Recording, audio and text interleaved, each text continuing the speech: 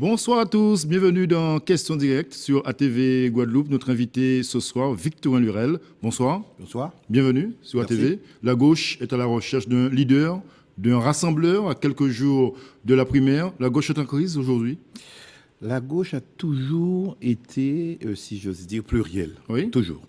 Il a toujours fallu une procédure de sélection pour choisir un leader, la primaire et cette procédure-là. Et moi, j'espère que ce leader-là, qui sortira le 29 janvier, ce sera Manuel Valls. Oui. Alors, un leader, un rassembleur, Manuel Valls l'incarne selon vous. Mais peut-il se dissocier du bilan de François Hollande? Il ne se dissocie pas du bilan, il l'assume, Oui. avec courage. D'ailleurs, c'est l'une des raisons pour lesquelles nous sommes nombreux à l'avoir choisi. Être un homme d'État, être un responsable politique, c'est assumer des choix. Donc il assume c'est tous faire des ses choix. points négatifs. Il assure tout, mais comme le président quinquennat un peu lui-même, inachevé pour certains. comme le président lui-même, qui a reconnu que sur, par exemple, la déchéance de nationalité, j'aurais pu mieux faire. Oui. J'ai pensé que ça ferait consensus. Ça n'a pas été le cas. Il a reconnu des erreurs. Le président de la République lui-même, a fortiori le Premier ministre. Qu'est-ce qui est plus peut-être compliqué que nous pour lui, aurions pu Manuel faire. Valls?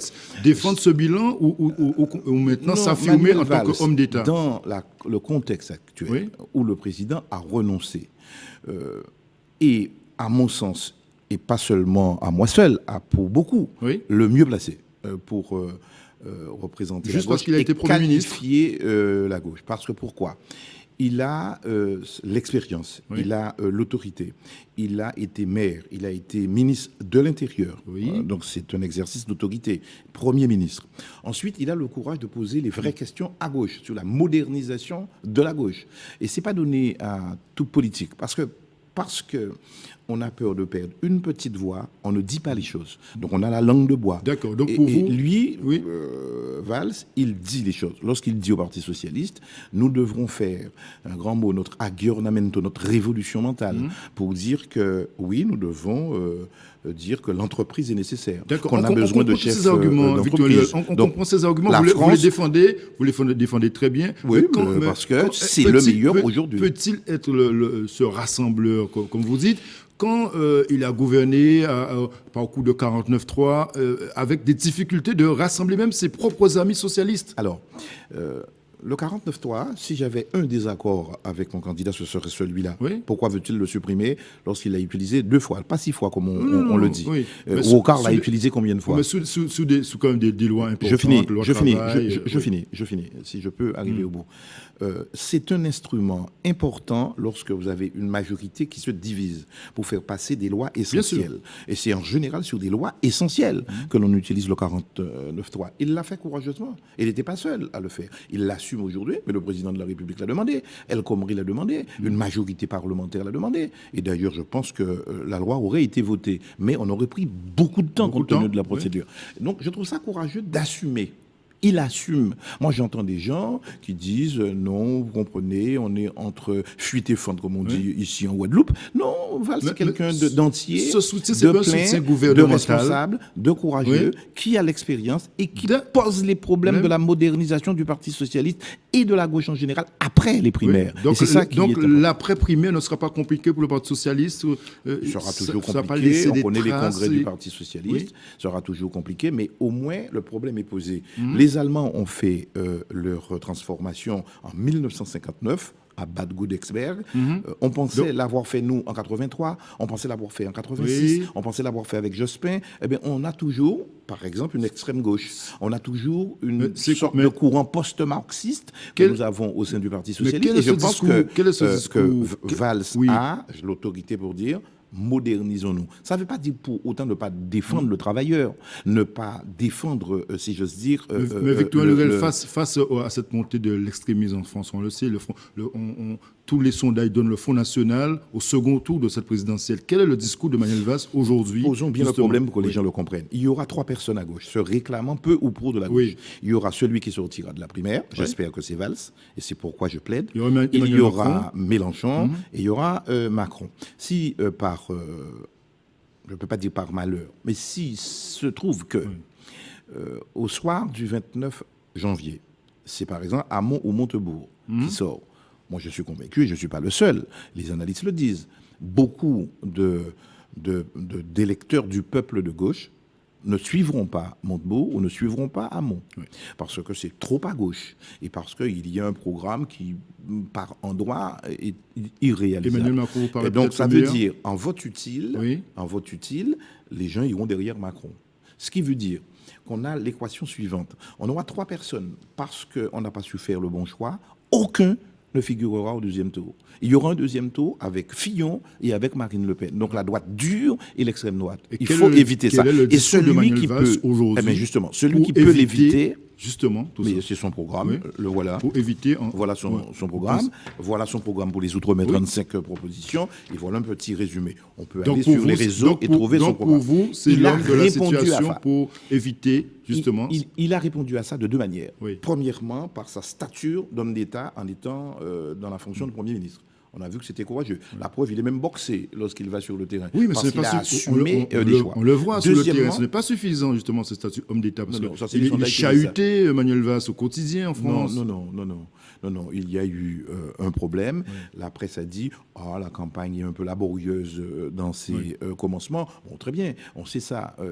Le gars était Premier ministre. Le temps de se transformer en candidat. Mais comme vous l'avez dit tout à l'heure, vous ne pensez pas justement que le fait d'assumer le bilan Hollande, il ne le paye pas aujourd'hui? Non, mais il l'assume. Oui, il assume. Pourquoi ne l'assumerait-il pas? Ce serait lâche de ne pas le faire. Et moi, je ne le suivrai pas s'il n'assumait pas ce qu'il a fait, ce que nous avons tous fait ensemble. La France a, quoi qu'on en dise, été bien gérée. Quand je dis ça, je sais que je crée une surprise. Oui. Le bilan de François Hollande est bon, au point qu'aujourd'hui, certains demandent à Hollande de revenir. Le bilan est bon sur les Outre-mer. 95% des 30 propositions ont été faites, ont été accomplies. Quel est le problème? On est mieux que l'Italie, que l'Espagne, le Portugal et la Grèce. On a préservé la protection sociale, le régime social. On a un taux de croissance qui peut être encore meilleur. On a baissé les impôts depuis 2 ans. C'est vrai qu'on a impacté à l'époque les classes moyennes malgré toutes les simulations qui nous avaient été données. On a le sentiment que vous avez été dans le gouvernement Hollande.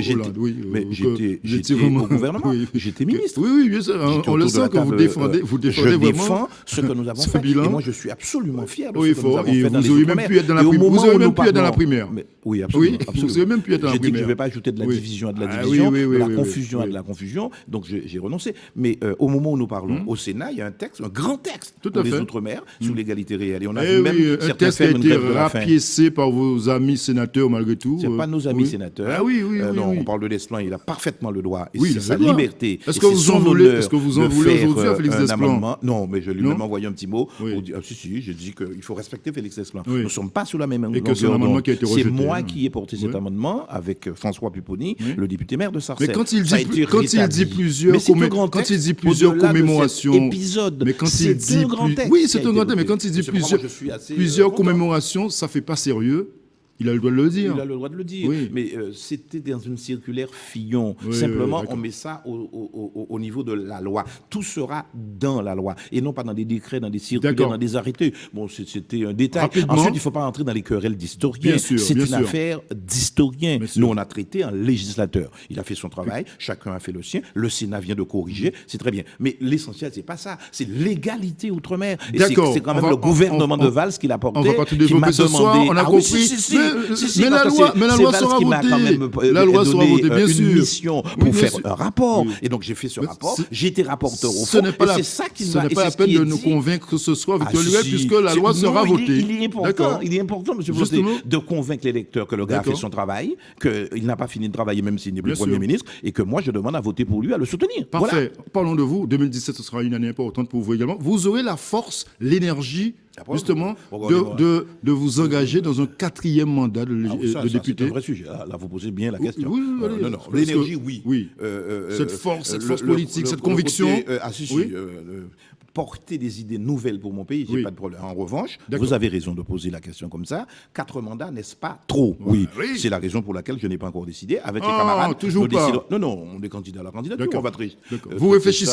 Vous réfléchissez encore. On ne réfléchit pas. Non, il y a une procédure qui est en cours. Nous faisons d'abord les primaires et la première semaine de février, nous trancherons. Voilà. Parfait. Dernière question rapide, répétez-moi rapidement. Georges Germain, un socialiste que vous connaissez bien, a dit à cette émission hier soir: il est temps d'arrêter ces querelles à la région, aussi bien du côté d'Henri Chalus que du côté de Victorien Je ne Lurel. fais pas de querelle, moi je réponds lorsque je suis attaqué. Oui. Il dit arrêtez, stop, il y en a marre. Non, mais les attendez, Guadeloupéens veulent autre chose. Je la ferme depuis un moment. Oui. Mais sauf que lorsqu'on vient avec des petites factures, on montre comme quand j'aurais détourné les fonds, que j'aurais enrichi ma famille et que j'aurais laissé un déficit. Dois-je répondre Donc, à ça? Ou dois-je il faut passer à autre chose. Non, attendez, mais Oui. si vous me donnez 2 secondes. Dois-je laisser 15 secondes. impunément M. Chalus me diffamer? Voilà, si vous m'invitiez pour faire son bilan, oui, là, peut-être que j'aurais pu être plus long. Voilà. En tout cas, je demande à voter Valls et je demande aux Guadeloupéens à aller massivement voter samedi. Ce sera samedi. Merci Victorien Lurel d'être venu ce soir dans Merci. Question Directe sur ATV Guadeloupe. Merci. Bonne soirée à vous. À demain.